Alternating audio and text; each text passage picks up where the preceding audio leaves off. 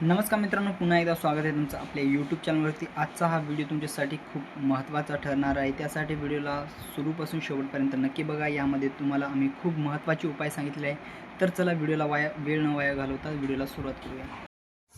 नमस्कार मित्रांनो, जर तुम्हालाही सतत कंबरदुखीचा त्रास होत असेल, वारंवार डोकेदुखी होत असेल, गुडघ्यांमध्ये वेदना जाणवत असतील, पेंढऱ्यांमध्ये कळा येत असतील किंवा चालताना, उठताना, बसताना गुडघ्यामध्ये कटकट असा आवाज येत असेल, तर आजची ही माहिती तुमच्यासाठी अत्यंत उपयुक्त ठरू शकते।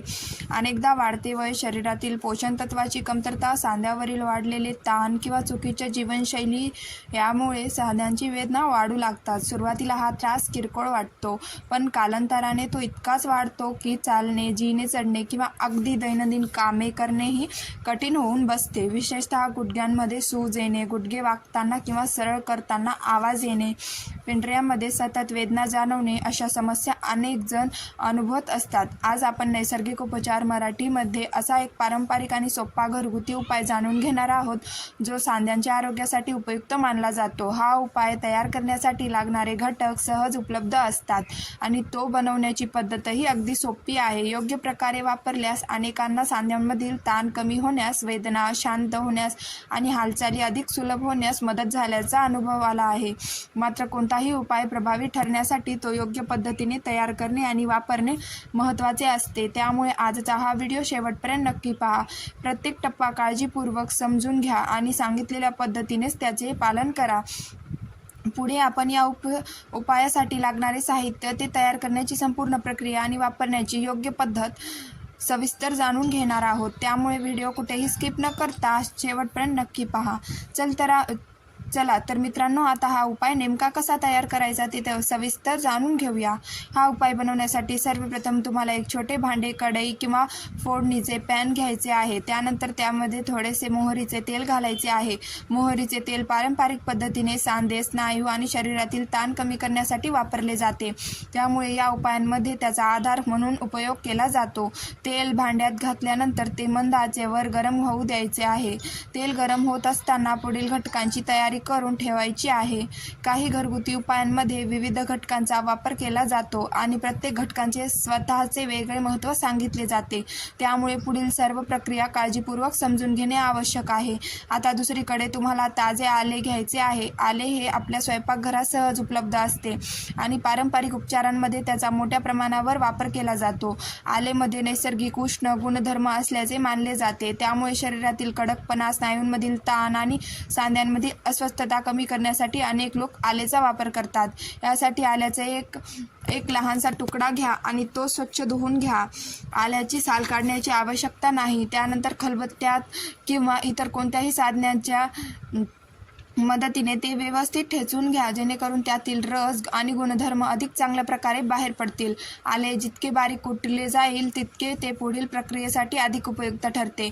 मित्रांनो, सांध्यांमधील वेदना, गुडघ्यांमधून येणारा आवाज, पेंढऱ्यामध्ये येणारा त्रास किंवा कंबरदुखी यासारख्या समस्या अनेक कारणांमुळे उद्भवू शकतात, त्यामुळे कोणत्याही घरगुती उपायाकडून चमत्कारिक किंवा तात्काळ परिणामाची अपेक्षा न ठेवता त्याचा योग्य वापर आणि आवश्यक असल्यास तज्ज्ञांचा सल्ला घेणे देखील महत्त्वाचे असते। आता पुढील टप्प्यात आपण या तेलामध्ये आणखी कोणते घटक मिसळायचे, ते किती प्रमाणात घालायचे आणि हे तयार झालेलं तेल नेमकं कसं वापरायचं हे जाणून घेणार आहोत। त्यामुळे नैसर्गिक उपचार मराठीचा हा व्हिडिओ शेवटपर्यंत नक्की पहा, कारण पुढील माहिती हा उपायाचे सर्वात महत्त्वाचा भाग असणार आहे। पण व्हिडिओमध्ये पुढचा महत्त्वाचा उपाय बघण्या अगोदर जर तुम्ही आपल्या चॅनलला आणखी सबस्क्राईब केले नसेल तर नक्की सबस्क्राईब करून बेल आयकॉनवरती प्रेस करा, जेणेकरून तुम्हाला वेळेवर व्हिडिओ मिळतील, म्हणून नक्की सबस्क्राईब करा।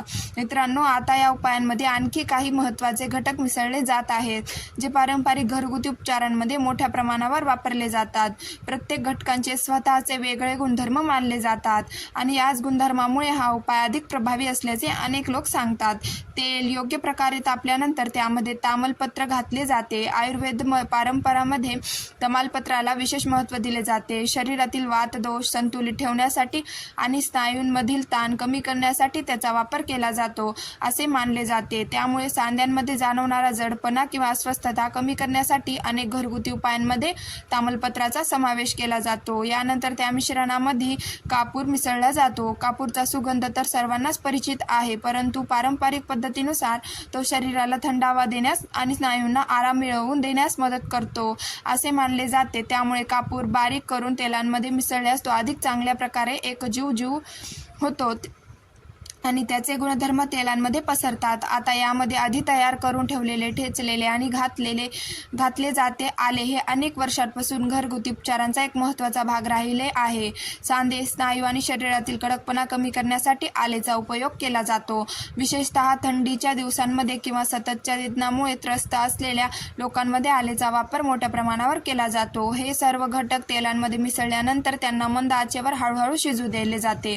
घाई न करता सावकाश शिजवल्यास प्रत्येक घटकाचे गुणधर्म तेलामध्ये अधिक चांगल्या प्रकारे मिसळतात असे मानले जाते. त्यामुळे हा टप्पा अत्यंत महत्त्वाचा असतो. मिश्रण शिजत असताना त्याचा रंग हळूहळू बदलू लागतो आणि तेलाला एक आकर्षक सोनेरी छटा प्राप्त होते.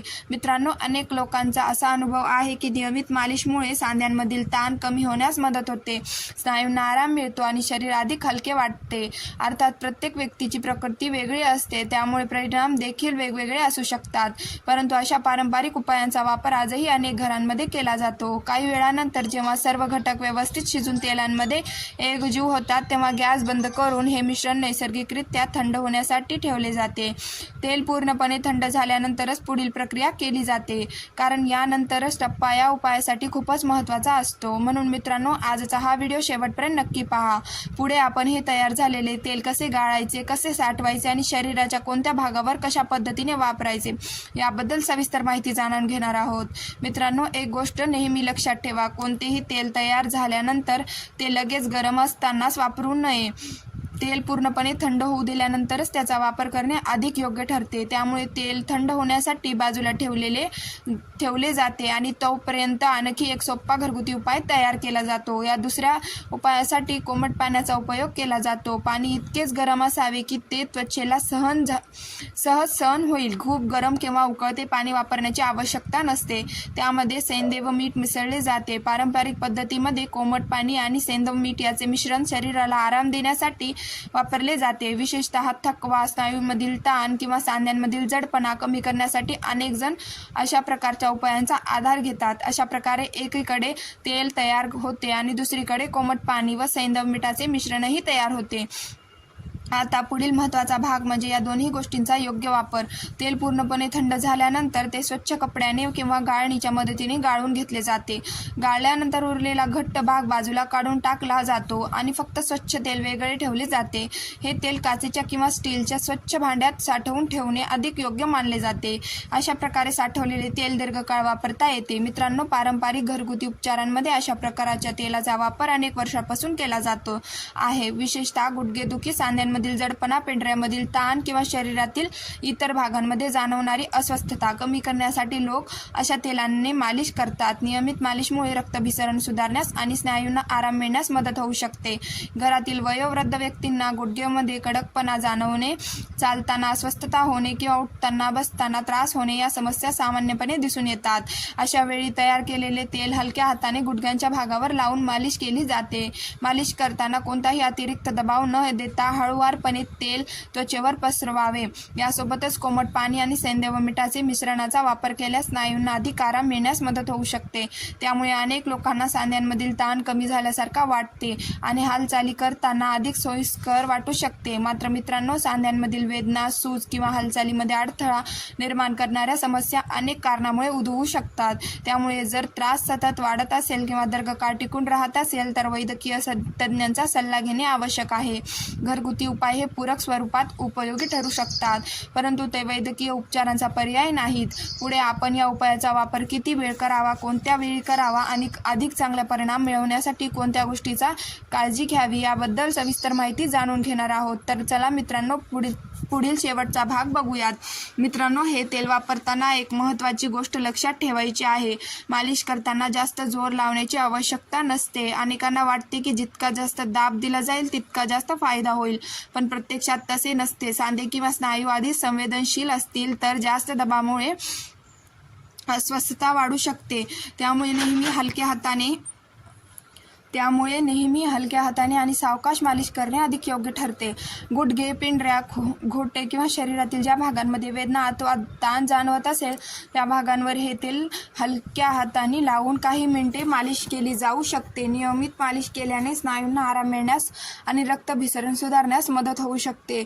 त्यामुळे शरीर अधिक हलके वाटू शकते. विशेषतः पिंढऱ्यामध्ये वेदना किंवा थकवा, कडकपणा जाणवत असल्यास त्या भागावरही हलक्या हातांनी तेल लावून मालिश करता येते. दिवसभर उभे राहून काम करणारे, जास्त चालणारे किंवा वाढत्या वयामुळे सांध्यांचा त्रास जाणवणारे अनेक लोक अशा प्रकारच्या पारंपरिक उपायांचा वापर करताना दिसून येतात.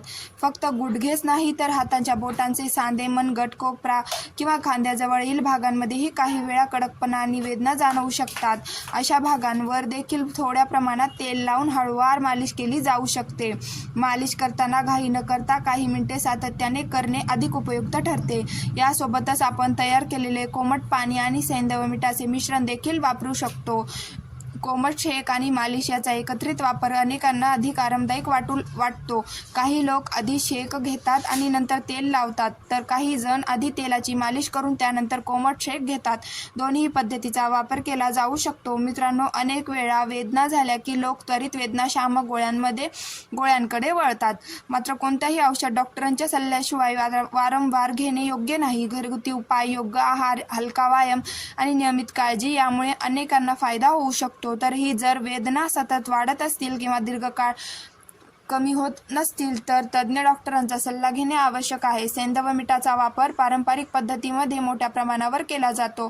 कोमट पाण्यासोबत त्याचा वापर केल्याने शरीराला आराम मिळण्याचा अनुभव अनेक लोक सांगतात. त्यामुळे शेक घेताना या मिश्रणाचा उपयोग केला जाऊ शकतो.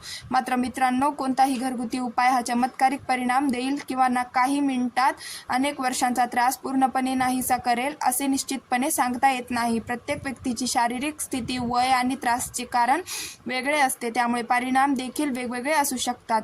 परंतु नियमित काळजी, योग्य जीवनशैली आणि अशा पूरक उपायांचा वापर केल्यास शरीराला आराम मिळण्यास मदत होऊ शकते. या उपायाचा वापर केल्यानंतर शक्यतो लगेच थंड पाणी टाळावे आणि शरीराला काही काळ विश्रांती द्यावी. त्यामुळे मालिश आणि शेक याचा परिणाम अधिक चांगल्या प्रकारे जाणवू शकतो. मित्रांनो, आजची ही माहिती तुम्हाला उपयुक्त वाटली असेल तर नैसर्गिक उपचार मराठीला तुमचा पाठिंबा नक्की द्या. अशी आरोग्यविषयक माहिती मिळवत राहण्यासाठी व्हिडिओला लाईक करा, तुमच्या मित्रपरिवारासोबत शेअर करा आणि तुमचा अनुभव आम्हाला कमेंटमध्ये जरूर कळवा. पुन्हा भेटूया एका नव्या आणि उपयुक्त माहितीसह. तोपर्यंत स्वतःची आणि आपल्या कुटुंबाची काळजी घ्या. धन्यवाद.